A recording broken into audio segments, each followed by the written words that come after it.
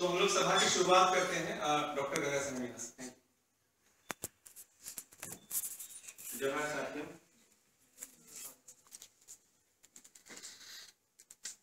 मैं बिरसा मुंडा जयंती के इस कार्यक्रम में आप सबका स्वागत करता हूं। बहुत शॉर्ट टर्म में प्रोग्राम आयोजित करने की योजना बनी और आयोजित कर पाए हैं, लेकिन हमारा लक्ष्य था कि प्रोग्राम हो कैसे भी और जो परंपरा शुरू की है उसको जारी रखें। साथियों, आज का जो मुद्दा रखा गया है आदिवासी अस्मिता और अस्तित्व, सवाल ये उठता है कि हम इस मुद्दे पर क्यों बात करें, क्यों आदिवासी अस्मिता की बात करें। जैसे हम पहले रहते आए थे अपने अपने समुदायों के बीच या अपनी अपनी प्राथमिकताओं के बीच, वैसे ही क्यों ना रहे। मुझे लगता है कि कुछ ऐसी परिस्थितियां निर्मित हुई है पिछले वर्षों में जिन्होंने हमको आदिवासी अस्मिता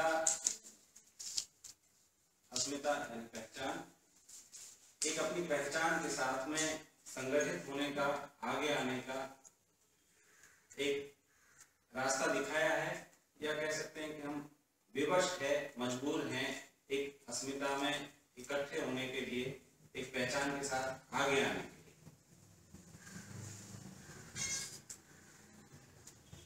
मैं समाज विज्ञान का विद्यार्थी नहीं हूँ, मैं साहित्य का विद्यार्थी हूँ, लेकिन फिर भी थोड़ा बहुत जो कुछ मैंने देखा है, समझा है आदिवासी के संदर्भ में,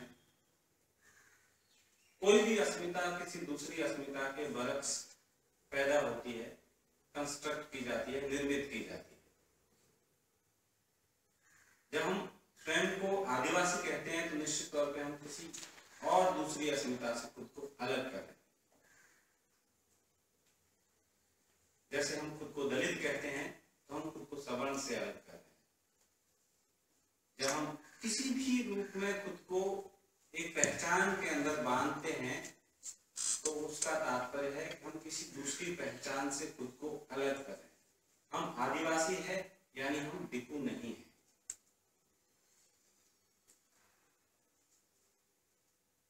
फिर आदिवासी भी कहने, जब जिन समुदायों को सम्मिलित रूप से आदिवासी कहा जा रहा है उनके लिए इसके समानार्थी और भी शब्द प्रयोग किए जा रहे हैं। उन समानार्थी शब्दों से में से हम आदिवासी का ही चुनाव क्यों करते हैं?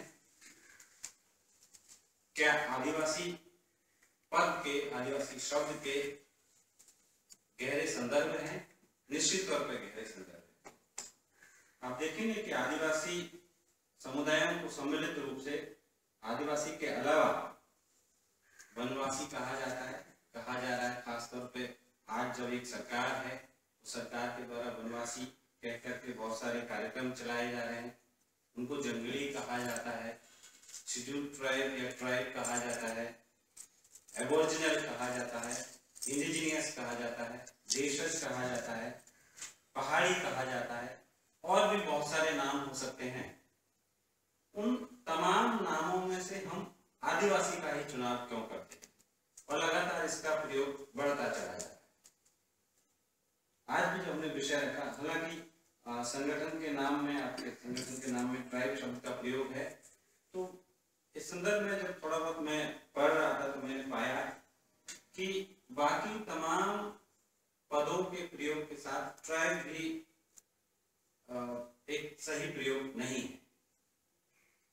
ट्राइब का पहले प्रयोग, पहल जो सबसे पहले अफ्रीका में जो उपनिवेशवादी शक्तियां थी, उन्होंने वहां के लोगों को अपनी संस्कृति से भिन्न संस्कृति के रूप में चिन्हित करते हुए, असभ्य, हिंसक और बर्बर घोषित करते हुए उनके लिए सम्मिलित रूप से ट्राइब पद का प्रयोग किया।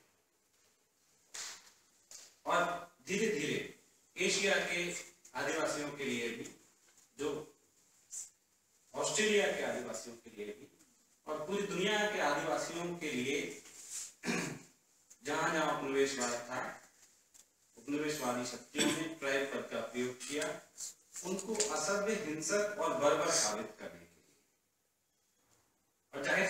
हिंदुस्तान में भी औपनिवेशिकता के दौर में ये शब्द चला है।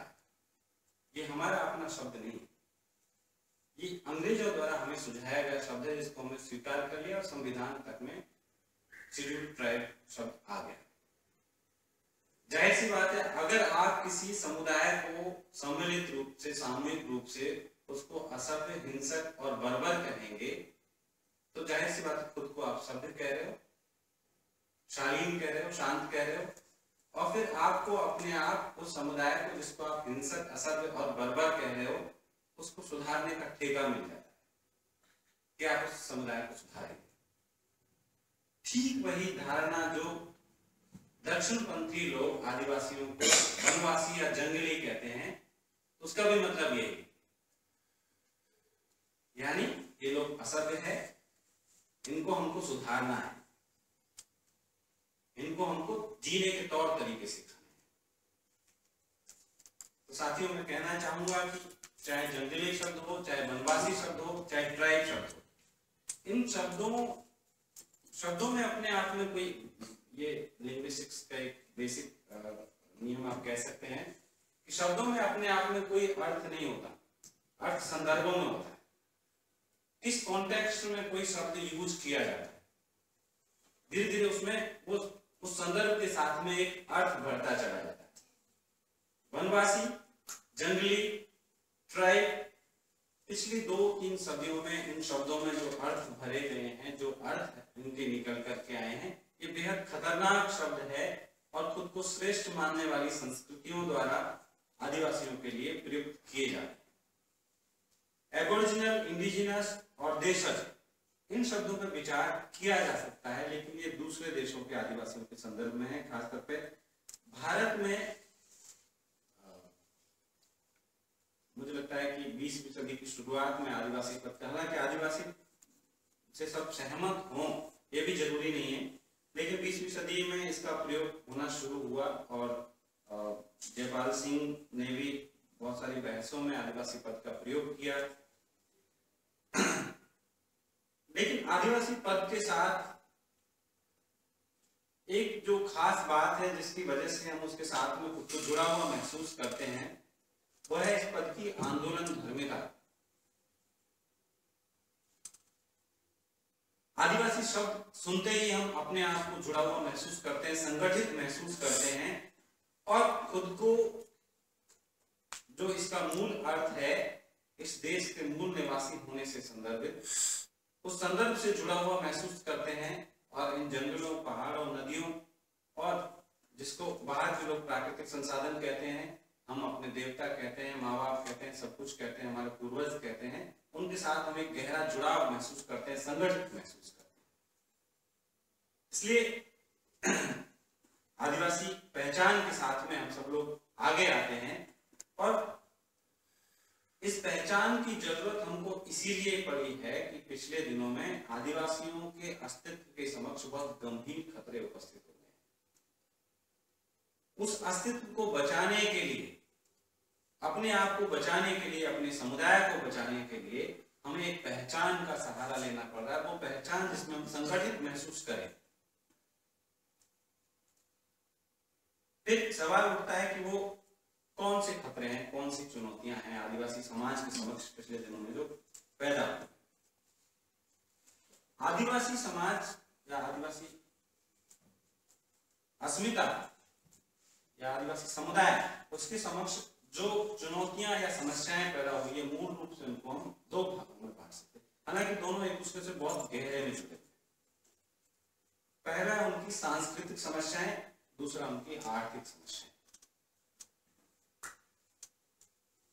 जब हम सांस्कृतिक समस्याएं कहते हैं तो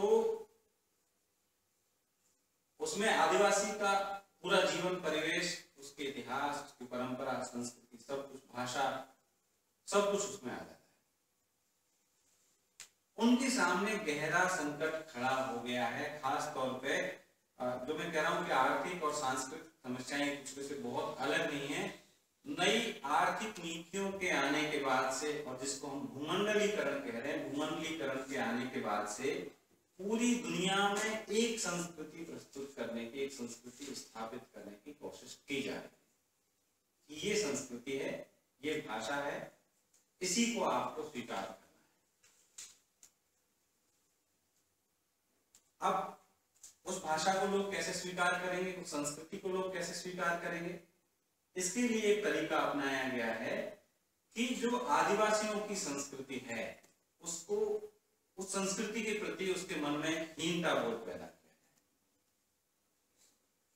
है। यह प्रत्यक्ष रूप में देखेंगे, आप देश के किसी भी इलाके में चले जाइए, जो आपकी संस्कृति है, जो आपके गीत संगीत है और जो परंपराएं हैं, उनके प्रति धीरे धीरे आप युवा पीढ़ी से के संपर्क में आए, बात करें, पाएंगे कि एक तरह का हीनता वो धीरे धीरे पैदा होने लगा है।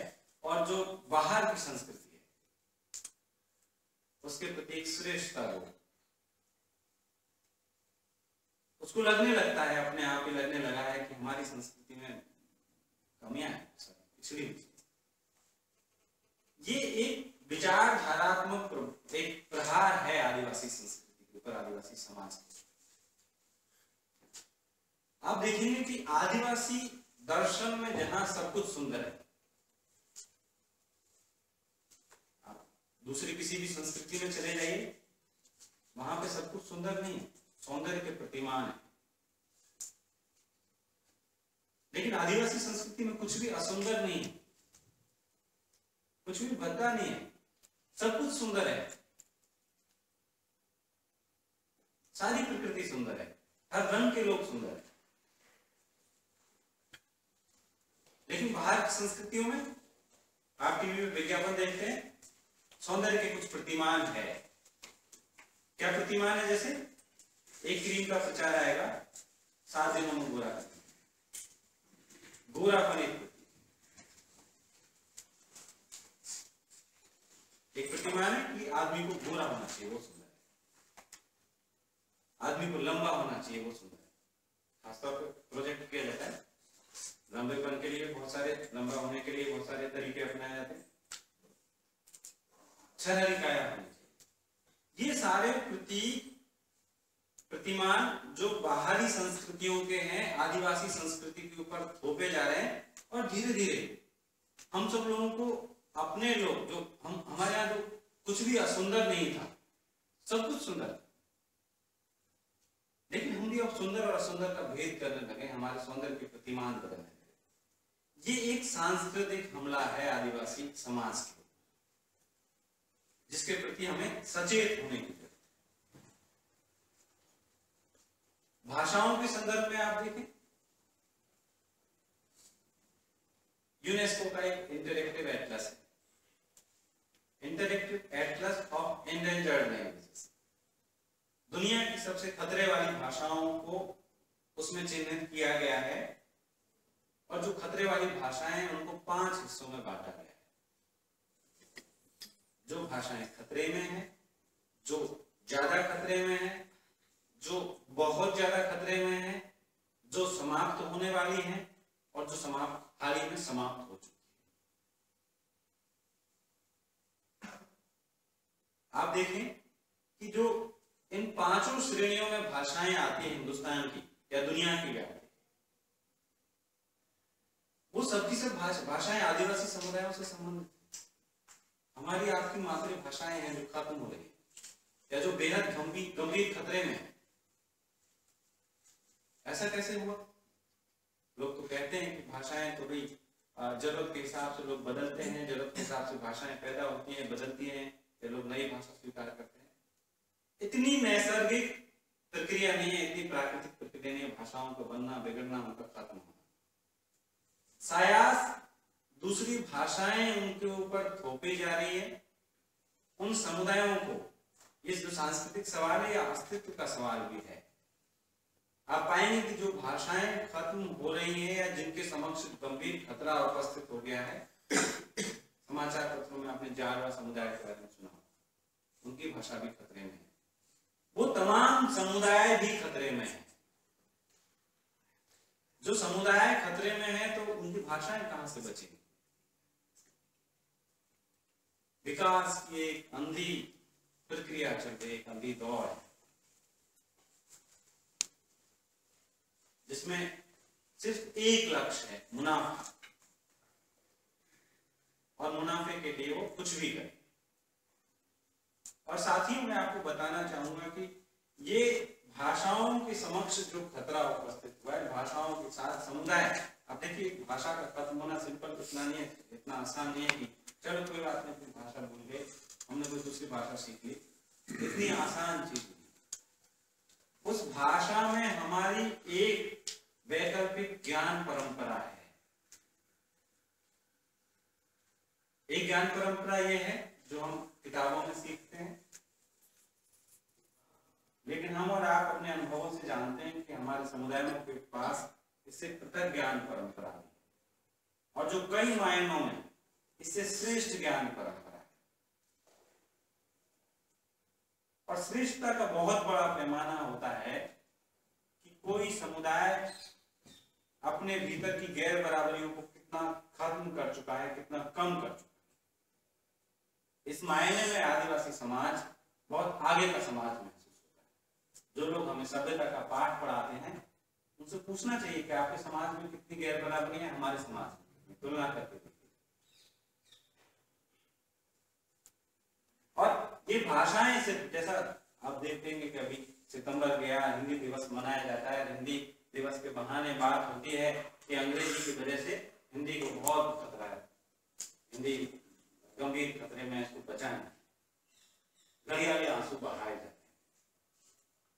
लेकिन अगर आप आंकड़ों के आधार पर बात करें तो हिंदी को वास्तव में कोई खतरा नहीं है। और आदिवासी भाषाओं को हिंदी ने खत्म, अंग्रेजी ने खत्म नहीं किया।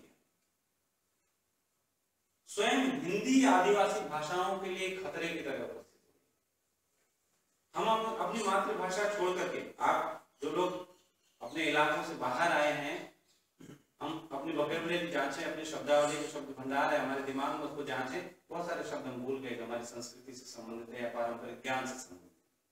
वो हम अंग्रेजी सीखने की वजह से नहीं भूल गए, हम हिंदी सीख रहे हैं, अधिकांश लोग हिंदी की वजह से। यानी अंग्रेजी हो या हिंदी हो या जो बड़ी भाषाएं हैं, वो तमाम भाषाओं ने जिस तरह से बड़े और ताकतवर समुदायों ने आदिवासी समुदायों के समक्ष खतरा उपस्थित कर दिया है, ऐसे बड़ी भाषाओं ने आदिवासी भाषाओं के समक्ष खतरा।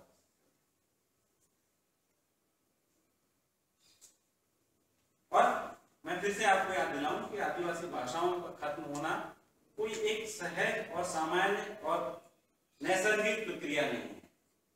उसका संबंध उन समुदायों के अस्तित्व से भी है जो समुदाय उन भाषाओं को बोलते रहे, उनका व्यवहार करते रहे, उनकी पूरे उस नॉलेज सिस्टम से संबंधित है।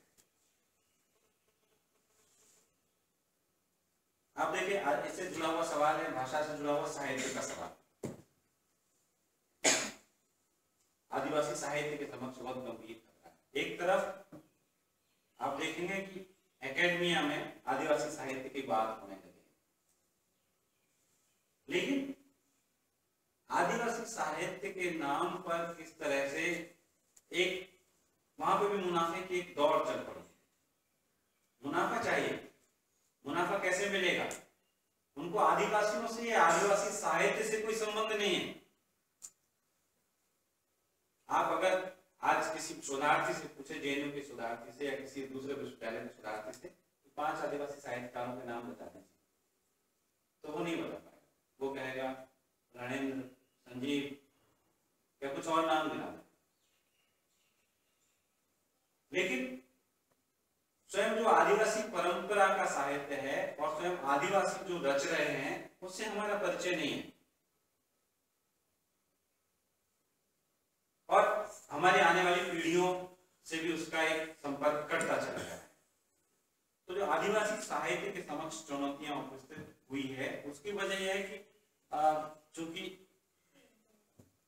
जो कोई भी साहित्य बाहर आता है, खासतौर पे नई स्थितियों में, उसमें 4 जो प्रकार है, यानी प्रकाशन, प्रचार, पाठ्यक्रम और पुरस्कार, इनसे अगर आपका संबंध नहीं है तो आप बाहर लोग के बीच में अपनी जगह नहीं बना पाएंगे। इन चारों के चारों, प्रकाशन का पूरा व्यवसाय देख लीजिए, प्रचार, कोई किताब छपती है पहले, फिर उसका प्रचार किया जाता है साया से, फला फला उसकी समीक्षा करते हैं, फला मैगजीन में, फिर उसको प्रचार के बाद में उसकी प्रशंसा की जाती है, उसको पाठ्यक्रम में शामिल किया जाता है, उसको पुरस्कार दिलवाए जाते हैं। इस पूरी प्रक्रिया पर दिकुओं का अधिकार है, उनका वर्चस्व। हमने आदिवासी साहित्य का एक सिलेबस बनाना शुरू किया तो लोग कहने लगे आदिवासी में क्या लिखा, कुछ नहीं लिखा, एक दो कविताएं लिखी बस। कहां से आदिवासी साहित्य का सिलेबस? जो लोग आदिवासी साहित्य को इंट्रोड्यूस करना चाहते हैं, भाई आदिवासी साहित्य से बाकी लोग परिचित हों, उनके सामने ये सवाल खड़ा किया जाता है क्योंकि लोग देखना नहीं चाहते।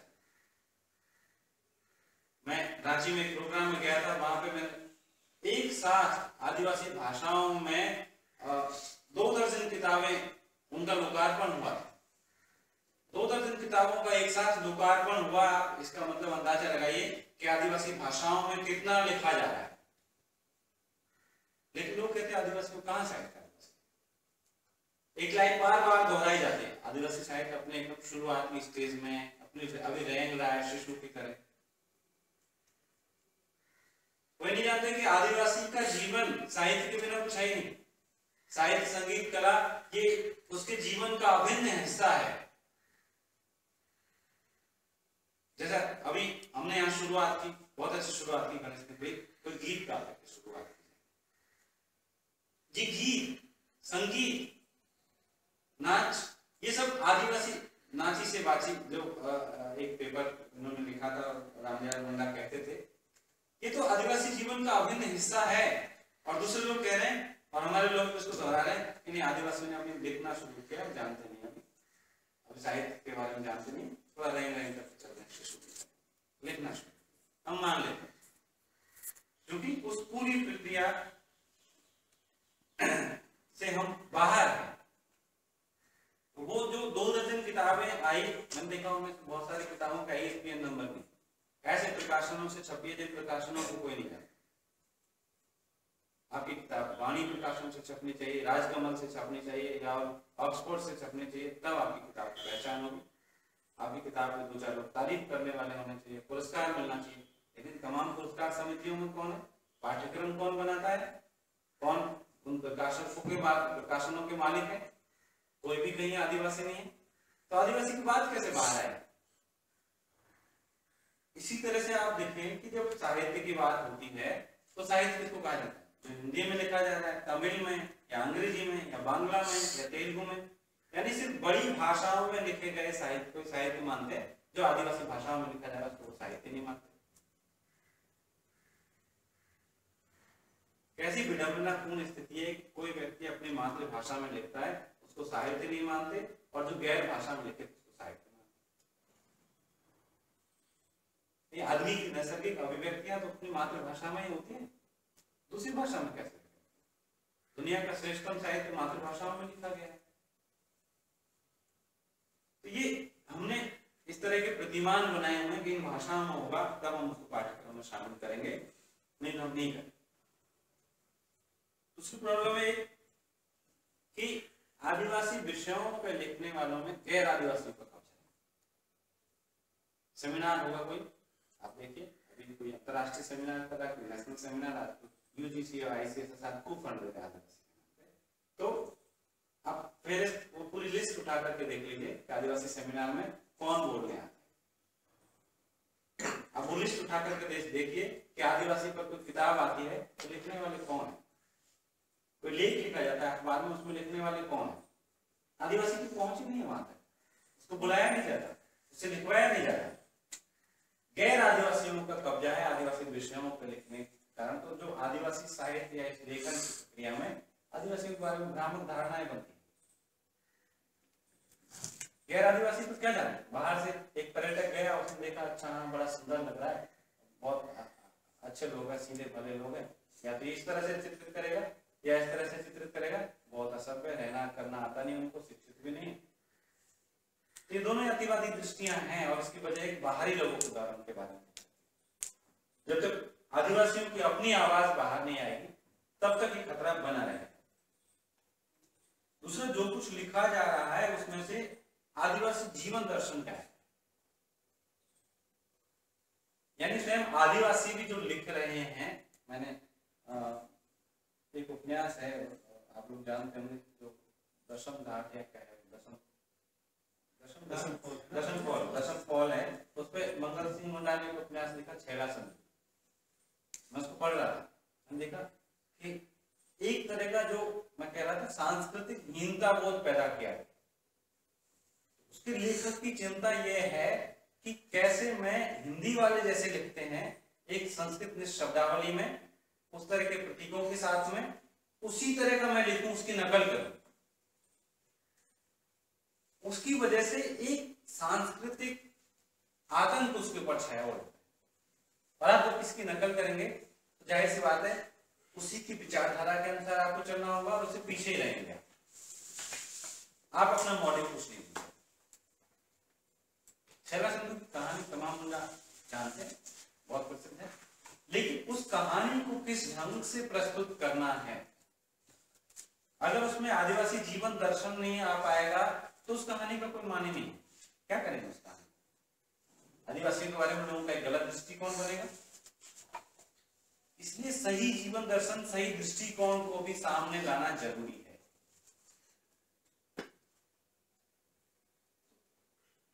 अब मान लीजिए इन तमाम रास्तों से जैसे तैसे जो कुछ लिखा है और वो आया बाहर, तो अगर आप देखेंगे कि आदिवासी जीवन से आलोचकों का परिचय नहीं है तो वो साहित्य का मूल्यांकन भी ठीक से नहीं कर पाएंगे। हमने अपने प्रतिमान बना लिए कि साहित्य में ये चीज होनी चाहिए। आपने देखा होगा, आप लोग जो लिटरेचर के बारे में जानते हैं, जब दलित लिटरेचर आया था तो कहा गया था इनके पास भाषा नहीं है, ये क्या साहित्य है, गाली गलौज का साहित्य, कोई भाषा नहीं, कोई स्तर नहीं।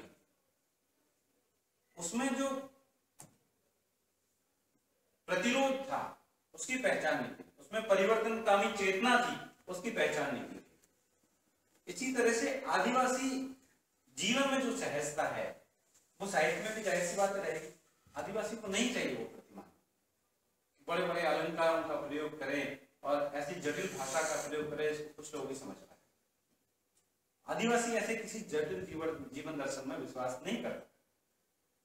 इसका परिणाम ये होता है कि आदिवासी जो कुछ लिखते हैं अगर वो बाहर आ भी गया तो उसका मूल्यांकन ठीक ढंग से नहीं हो पाएगा, क्योंकि आदिवासी समाज और जीवन दर्शन से आलोचकों का परिचय नहीं। तो कुल मिलाकर के भाषा और साहित्य के क्षेत्र में भी आदिवासी समाज के समक्ष या आदिवासी अस्मिता के समक्ष बहुत गंभीर चुनौतियां हैं जिनको हमको समझना पड़ेगा, उनको रिजॉल्व करना पड़ेगा। जो दूसरा मैंने आपको कहा कि आर्थिक सवाल भी है। हम आदिवासियों के संदर्भ में जब बात करते हैं तो सांस्कृतिक सवालों की ज्यादा बात करते हैं, आर्थिक सवालों की कम बात करते हैं। हम ये कई बार बहुत सारे सरलीकरण के तौर पे ये कह देते हैं कि नहीं, आदिवासी तो निजी संपत्ति की धारणा में कोई विश्वास नहीं करते और इसलिए उनके लिए आर्थिक सवाल कोई महत्वपूर्ण नहीं है। ये बात सच है कि आदिवासियों के यहाँ आर्थिक जो खासतौर पर निजी संपत्ति है वो इतनी महत्वपूर्ण चीज नहीं है। अभी हम डोंबारी पहाड़ियों पे तो वहां पे जाकर के हमने देखा जो समीपवर्ती गांव है, वहां पे हम 3-4 दोस्त गए, राजकुमार भी थे उसमें, हमने देखा कि 5 रुपए में बहुत सारे आम बेच रही थी, बहुत ही बढ़िया। और फिर उससे आगे हमने पहाड़ी पे गए जहाँ पे बिरसा की मूर्ति लगाई गई बहुत बड़ी, उसके पास जो आम का पेड़ था उसमें आम खड़े हुए हैं। हम लोगों से पूछा तो पता चला कि यहाँ पे कोई भी आम चुन सकता है अपने और खा सकता है, ये किसी के निजी, किसी व्यक्ति विशेष के आम नहीं। ठीक है, आदिवासियों को निजी संपत्ति नहीं चाहिए, लेकिन जिस तरह से नई आर्थिक परिस्थितियां पैदा हुई है और आदिवासी इलाकों को प्राकृतिक संसाधनों के केंद्र के तौर पर चिन्हित किया गया है और विकास और मुनाफे की अंधी दौड़ शुरू हुई है और उसकी वजह से जो विस्थापन की प्रक्रिया बहुत तेजी से चल रही है, ऐसे में आदिवासियों के जीवन में आर्थिकी का महत्व भी बढ़ा है। अब जीवन यापन के लिए जैसे पहले गांव आत्मनिर्भर हुआ करते थे, उनको बाहर की कोई चीज नहीं चाहिए। वहां पे ये होता है कि जो डोंबारी पहाड़ी के पास गांव था वहां पे बता रहे थे कि यहाँ पे हफ्ते में एक दिन हाट लगता है जिसमें से कोई नमक और जरूरत की चीजें लोग खरीद लेते हैं, उस तरह की अर्थव्यवस्था भी है। लेकिन आप देखें कि बड़ी संख्या में जो विस्थापन हो रहा है, आपके दिल्ली में बहुत सारी महिलाएं आदिवासी इलाकों से आती है घरों में काम करने के लिए, या किसी नाम पे लाई जाती है उनको नौकरी देने। उनको नौकरी की जरूरत क्यों पड़ी? या लोग अभी जो गाना गाया गया उसमें चाय बागानों का जिक्र, वो चाय बागानों में काम करने के लिए क्यों जाते हैं? क्योंकि इन नई परिस्थितियों में जीवन यापन के लिए आदिवासियों को भी पैसे की जरूरत पड़ी है। बुनियादी चीजों, जीवन को चलाने के लिए कुछ बुनियादी चीजों की जरूरत होती है, इसलिए इससे आदिवासी बच नहीं पा रहा चाहते हुए। और इस तरह से इन नई आर्थिक नीतियों में आपका जो सबसे ज्यादा शिकार हो रहा है वो आदिवासी। आप दलित चिंतन को देखें, इस संदर्भ में दलित चिंतन एकदम विरोधी रहा है। दलित चिंतन को मतलब बहुत सारे दलित चिंतकों को लगता है कि ग्लोबलाइजेशन या मार्केटाइजेशन, इससे दलितों का बहुत लाभ हुआ है। ये बात सही है कि जिसके पास पैसा होगा उसको आप मॉल में कोई सामान खरीदने जाएंगे तो आपकी जाति नहीं पूछेगा। आपके पास क्रेडिट कार्ड है या आपके पास कैश है तो आप खरीद सकते हो, अंदर जाकर के चुन सकते हो। दलितों के संदर्भ में हालांकि एक लाइन ये कही जा सकती है कि कैश कहां से आएगा, क्रेडिट कार्ड कहां से आएगा, क्या दलितों के पास में पैसा पहुंच गया है? लेकिन आदिवासियों के संदर्भ में तो एकदम स्पष्ट है कि ये नई आर्थिक नीतियां, भूमंडलीकरण, बाजारवाद या उदारवाद, ये आदिवासियों के हित में नहीं है, उनके एकदम खिलाफ है। बड़ी संख्या में आदिवासियों का विस्थापन, इसके आंकड़े आप देखिए, बहुत आंकड़े। इस जगह पे आप चाहें तो मैं आपको कुछ आंकड़े, झारखंड बन रहा था और दौरान जो बांध बनाए जा रहे थे या खनन की परियोजनाएं थी, उनमें किस तरह से आदिवासी विस्थापित हो रहे थे। और आप झारखंड के आंकड़े देखें तो गरीबी रेखा के नीचे जो परिवार है, जैसे दुमका जिले में कुल ग्रामीण परिवारों की जितनी संख्या है उसमें से जो गरीबी रेखा के नीचे हैं उनमें से 75% आदिवासी। जामताड़ा में 75.66% आदिवासी, साहेबगंज में 72.38% आदिवासी, रांची में 70% आदिवासी है जो गरीबी रेखा के नीचे है। गरीबी रेखा के नीचे जितने लोग हैं उनमें से 70% आदिवासी। इस तरह से गुमला, सिमडेगा, पश्चिमी सिंहभूम, सरायकेला में 80% से ज्यादा आदिवासी गरीबी रेखा के नीचे। तमाम प्राकृतिक संसाधन आदिवासी इलाकों में हैं और लोग कह रहे हैं कि विकास होगा, सबका भला होगा इससे, तो आदिवासियों की स्थिति बदलनी चाहिए थी, उनको इसका हिस्सा मिलना चाहिए था। जिस दावे के साथ में पूंजीवाद आया कि हम व्यक्ति स्वातंत्र की बात करते हैं, हम विकास की बात करेंगे, लोगों को बराबर लेकर के आएंगे, सबका ध्यान रखेंगे, किसका ध्यान रखा? पूरा झारखंड बर्बाद कर दिया। आप देखिए मीडिया में क्या बात, कोयला घोटाला हुआ, लोग शून्य गिन रहे हैं कि कितने हैं, अच्छा 2 लाख करोड़ रुपए, इतना का घोटाला। ये कुछ बता रहे हैं कि नहीं 2 लाख नहीं 2.5 लाख करोड़, या कोई कह रहा है उससे अधिक। लेकिन ये कोई बात नहीं कर रहा कि वो कोयला किसकी जमीन में से निकाला गया, उससे कौन विस्थापित हुआ, किसके घर उजड़े, क्या उनको फिर से बसाया गया, और उस उजड़ने की प्रक्रिया में उन परिवारों का क्या हुआ, उनकी संस्कृति का क्या हुआ, और वो संस्कृति जिसका उन पहाड़ों, नदियों, जंगलों, उनके बिना कोई अस्तित्व नहीं है। आप एक आदिवासी शहर में कहीं झुग्गी में लाके डाल दीजिए, जो आज हो रहा है, क्या होगा उसके जीवन में? जो बिना पैसे के भी जो सारी सुख सुविधाएं थी, उन जंगलों, पहाड़ों, नदियों के माध्यम से वो किसी भी शहरी, किसी अमीर की तुलना में ज्यादा खुश था। आज उसकी भाषा नहीं है उसके पास में, उसका परिवेश नहीं है, उस परिवेश से अलग कर दिया गया है, उसका सब कुछ छीन लिया गया है और कहते हैं आपको विकास हो रहा है। किसका विकास हो रहा है, कैसा विकास हो रहा है? तो जो विकास परियोजनाएं हैं, जैसे जल परियोजना, पंचायत बांध बना, कोनार बांध बना, ये मैं झारखंड की विशेष तौर पे कोयलकारी परियोजना थी, भोरंगा बांध था, सुंदर परियोजना, इनमें बड़ी संख्या में आदिवासी विस्थापित हुए। इसके आंकड़े विस्थापित होकर के कहाँ जाते हैं? शहरों में आते हैं, आसपास के शहरों में या दिल्ली कलकत्ता जैसे महानगरों में छोटे मोटे काम करते हैं, दिहाड़ी करेंगे या महिलाएं घरों में काम करेंगे। फिर आप देखें उनके शोषण की नई प्रक्रिया शुरू होती है। जिस ठेकेदार के अंदर में काम करते हैं वो ठेकेदार शोषण करता है। जिन घरों में वो काम करती हैं उन घरों के लोग उनका आप देखेंगे आदिवासी स्त्री के बारे में क्या छवि बनी, मीडिया उसको किस रूप में दिखा है। आप आदिवासी स्त्री डाल दीजिए गूगल में, ट्राइबल वीमेन, तो मीडिया की छवि है कि हाँ वो स्वच्छंद रहने वाली बिना कपड़े वाली एक औरत है जो किसी के साथ भी बिल्कुल नहीं जाती। तो बाहरी समाजों की आदिवासी समाज के बारे में उससे क्या राय बनती है, उसको उसी नजर से देखते हैं और फिर उसको उपभोग की वस्तु के रूप में वो बरतते हैं। शहरों में जो महिलाएं आई है आदिवासी इलाकों से, उनके साथ में उनको आर्थिक शोषण झेलना पड़ रहा है, उनको शारीरिक शोषण झेलना पड़ रहा है। और उसके बाद में घर में जाकर के अब पहले जैसे आदिवासियों के अंदर भी रिश्ते नहीं है, जो स्त्री पुरुष संबंध है, अब पहले था कि श्रम में बराबर की भागीदारी है और तुलनात्मक रूप से आदिवासी समाज में स्त्रियां बहुत बेहतर स्थिति में है।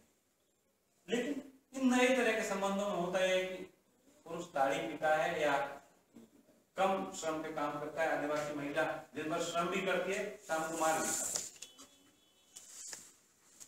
इन नए तरह की स्थितियों ने आदिवासियों के जीवन के समक्ष बहुत गंभीर खतरे उपस्थित कर दिए हैं। इसी को हम कहते हैं कि आदिवासी अस्तित्व के समक्ष बहुत गंभीर खतरे हैं, गंभीर चुनौतियां हैं, इसलिए उनको आदिवासी अस्मिता की जरूरत पड़ी है, एक पहचान के साथ में आगे आने। लेकिन इसके सामने भी चुनौतियां, बहुत सारे समुदाय खुद को आदिवासी आइडेंटिटी के साथ में एसोसिएट कर रहे हैं, बहुत सारे नहीं भी कर रहे। उनके यहां संस्कृतिकरण की प्रक्रिया चल रही है, वो खुद को हिंदू साबित करने में लगे। उनके देवी देवता बदल गए, अब वो सिंह होगा तो नहीं, अब तो हनुमान जी चुन या किसी और क्या है। ये झारखंड में भी और दूसरे राज्यों में ये जो संस्कृतिकरण का बहुत गंभीर खतरा आदिवासी समाज के सामने आया है, इसमें एक तरफ उनका अस्तित्व खतरे में है, दूसरी तरफ उनकी पहचान भी खतरे में, उनकी अस्मिता भी खतरे में। हमको लगता था कि झारखंड राज्य बनने के बाद सब कुछ ठीक हो जाए, और झारखंड के लिए जिन लोगों ने लड़ाई लड़ी, जिन लोगों ने अपना जीवन कुर्बान किया, उनका सपना भी यही था, जो संयुक्त राष्ट्र की समझ है कि वहां पे लोगों को आत्मनिर्णय का अधिकार मिलेगा, उनका अपना शासन होगा, स्वशासन, वो खुद तय करेंगे, आदिवासी परंपराओं के हिसाब से शासन चलेगा। लेकिन हुआ क्या?